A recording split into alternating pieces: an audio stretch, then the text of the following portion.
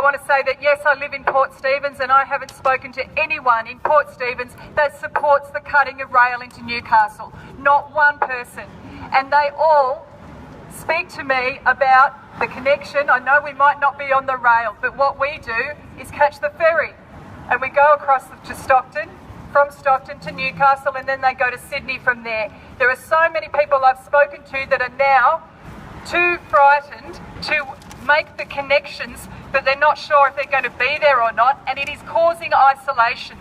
It is causing people to stay at home rather than go and see their loved ones or see their friends. Or the alternative is they're getting in their cars when perhaps they shouldn't be. And I'm speaking to people that are doing it, and quite frankly, it really scares me.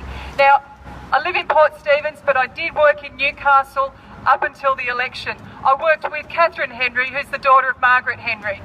At Christmas time, we thought Margaret was going to strap herself to the train tracks. We thought it was going to happen on Boxing Day, and we thought, oh dear.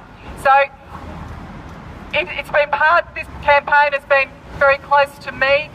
The experience as a business, and Catherine was my partner, the experience as a business and the impact on a business of that closing of that rail is enormous.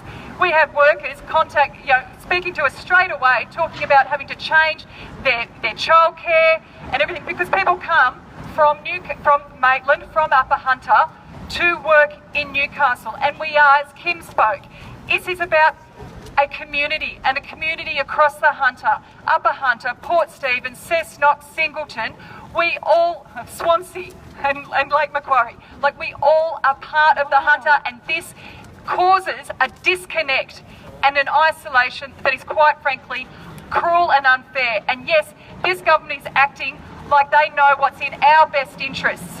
It is paternalistic, it is contemptuous, and it should not be passed. And I hope to goodness the shooters and fishers are listening to us today and have heard what people have been saying to them today as well. The thing that really gets my goat as a lawyer is here we have a government that has acted against the law, and you have taken them to court, and now they are choosing to change the law to suit their purposes, not our purposes. That is just so wrong in my eyes, and in everyone's here. And I hope to goodness people are listening so that this is not passed, and I will be speaking against this in Parliament when it's raised this week.